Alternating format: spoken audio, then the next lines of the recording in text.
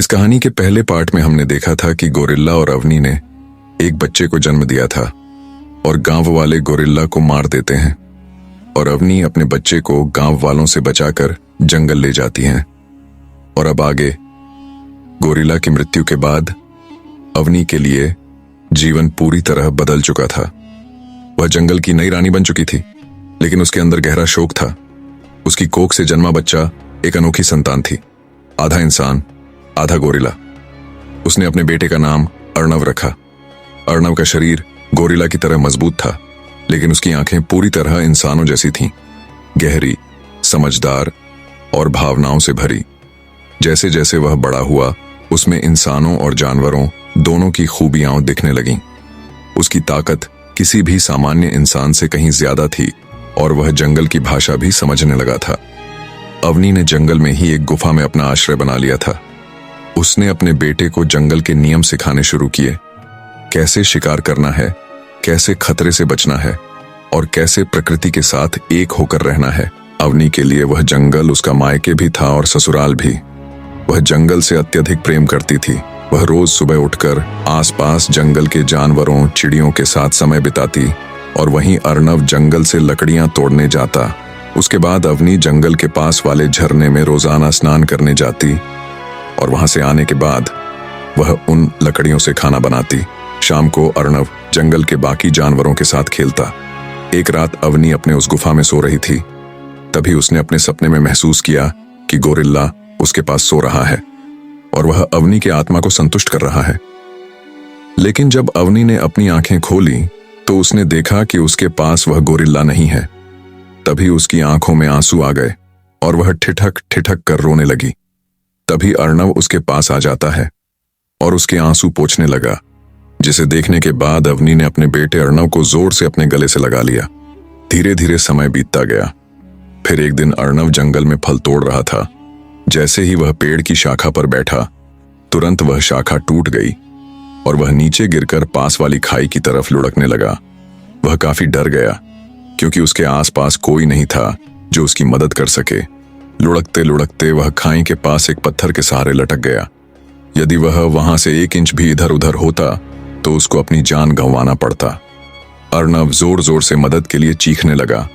तभी एक अजीब से भुजाओं ने उसका हाथ थाम लिया और उसे अपनी तरफ खींच लिया और इससे अर्णव की जान बच गई और वह शक्ति कहीं हवा में गायब हो गई।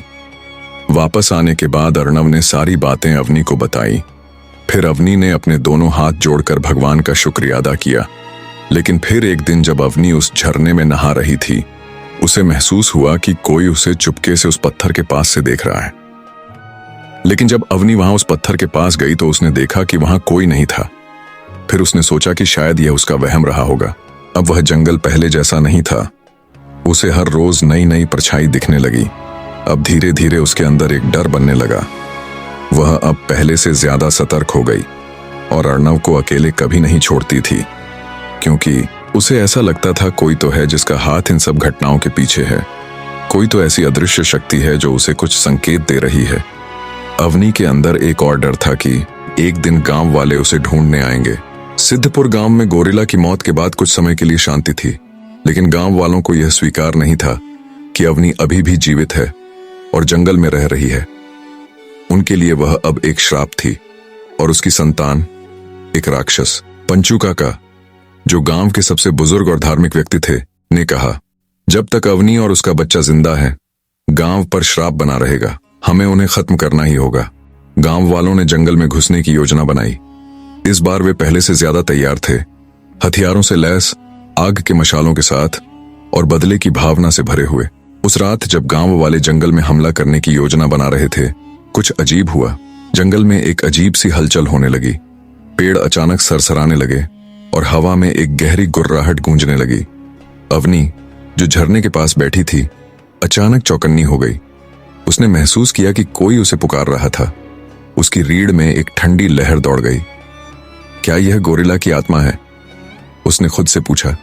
और तभी एक अदृश्य शक्ति उसके चारों ओर मंडराने लगी। पेड़ों की छाया गहरी होती जा रही थी और जंगल की आत्मा जाग उठी थी। इसी बीच गांव के एक पुराने मंदिर में कुछ साधु तपस्या कर रहे थे। वे जानते थे कि जंगल की आत्मा अशांत हो रही है।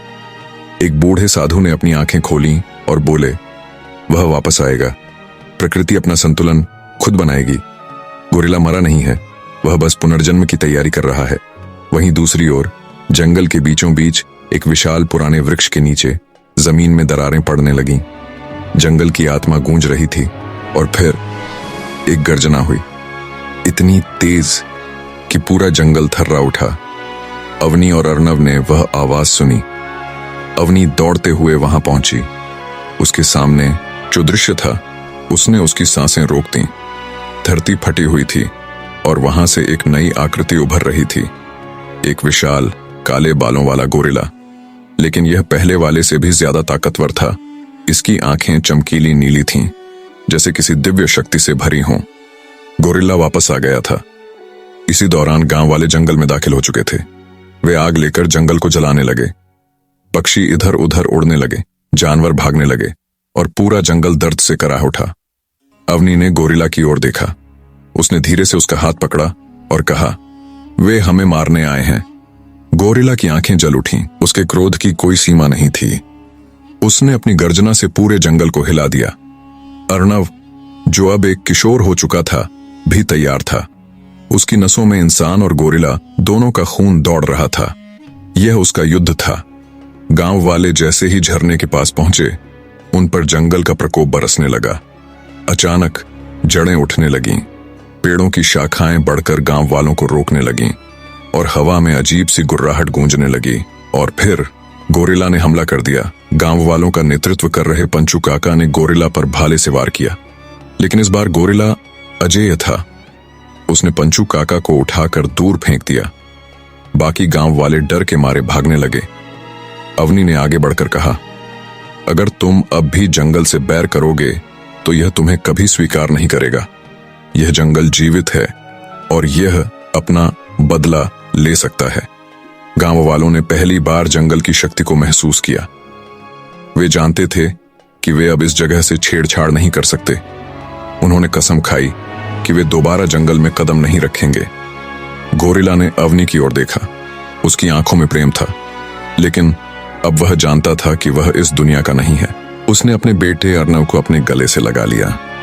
अगली सुबह जब सूरज उगा, गोरिल्ला कहीं नहीं था। अवनी और अर्णव ने जंगल में रहना जारी रखा।